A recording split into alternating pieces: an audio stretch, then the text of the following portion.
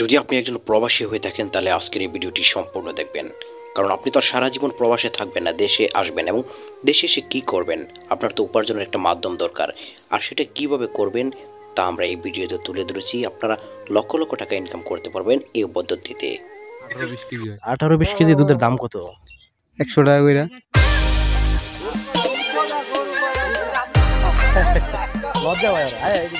আসসালামু আলাইকুম প্রিয় দর্শক, আশা করি আল্লাহর অশেষ রহমতে সকলে ভালো আছেন। ধরুন আপনি মাস শেষে 1 লক্ষ টাকা ইনকাম করছেন, একদম প্রকৃতির আবহাওয়া, প্রকৃতির যে জিনিসগুলো আছে সব কিছু উপভোগ করে। এক পাশে গরুর একটা খামার, এক পাশে আপনার পছন্দের কিছু গাছগাছালি যেগুলো ফলমূল গাছ, অপরদিকে আছে ধরুন একটা পুকুর বা ফিশারি যেখানে আপনি মাছ চাষ করেন।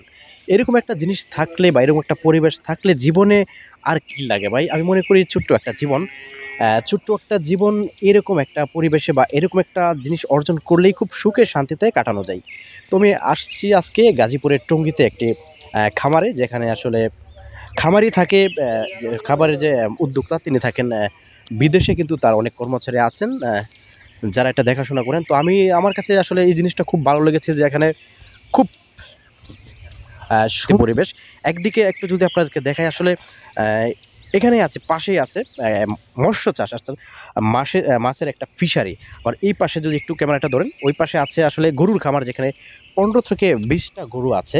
আবার এই পাশে আছে একটু এই পাশে আছে কি পছন্দের কিছু ফলমূলের গাছ, পেয়ারা গাছ, সাজনা গাছ এবং জলপাই গাছ, আম গাছ, কলা গাছ সহ বিভিন্ন কিছু।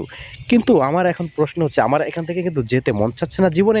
এরকম একটা পরিবেশে থাকতে পারলে ভাই আর জীবনে কী লাগে? মাসে লক্ষ টাকা আর্ন করতেছে, ওই গরুর দুধ প্রতিদিন মনে করেন যে 5,000 টাকার উপরে তিনি দুধই বিক্রি করছেন, এবং এখান থেকে টাটকা ফলমূল সে খাচ্ছে। এবং আপনাদেরকে যদি দেখাই, সে মৎস্য চাষ করে কিন্তু কি করছে, একটা ভালো টাকা আর্ন করছে, নিজে মাছ খাচ্ছে। এর চেয়ে আসলে কি হতে পারে? প্রিয় দর্শক, আপনার যদি কিছু টাকা থাকে এবং কিছু অল্প একটু জমি থাকে, আপনি চাকরির জন্য মানুষকে 10-15 লাখ টাকা ঘুষ না দিয়ে আপনি এরকমভাবে একজন উদ্যোক্তা হন, আপনি নিজে সুখে শান্তিতে থাকতে পারবেন। নিজের স্ত্রী, মা, বাবা, ভাই বোনকে নিয়ে কিন্তু সুখে শান্তিতে থাকতে পারবেন। পাশাপাশি আরেকটা জিনিস হচ্ছে যে সৃষ্টিকর্তার দেওয়া সবচেয়ে মূল্যবান সম্পদ প্রকৃতিকে উপভোগ করতে পারবেন।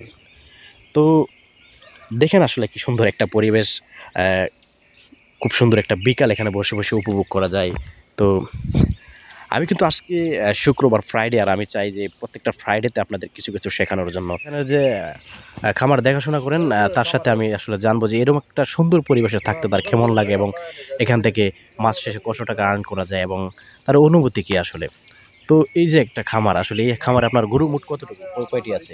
গরু বাছুর সহ 13টা। 13টা। এর মধ্যে দুধ দেয় কয়টা? 3টা। এটা প্রতিদিন কয় কেজি? প্রতিদিন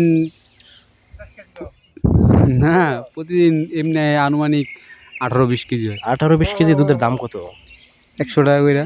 ধরেন প্রতিদিন 2,000 টাকা উৎপন্ন হচ্ছে, উৎপাদন করা হচ্ছে 2,000 টাকা। যদি প্রতিদিন আর্ন করা যায় তাহলে 30 দিনে মাসে 60,000 টাকা। তো ওই গরুর পিছনে আপনার দৈনিক খরচ যায় কত? খাওয়া দাওয়া দৈনিক তো হিসাব না, আমরা মাসে হিসাব হয়।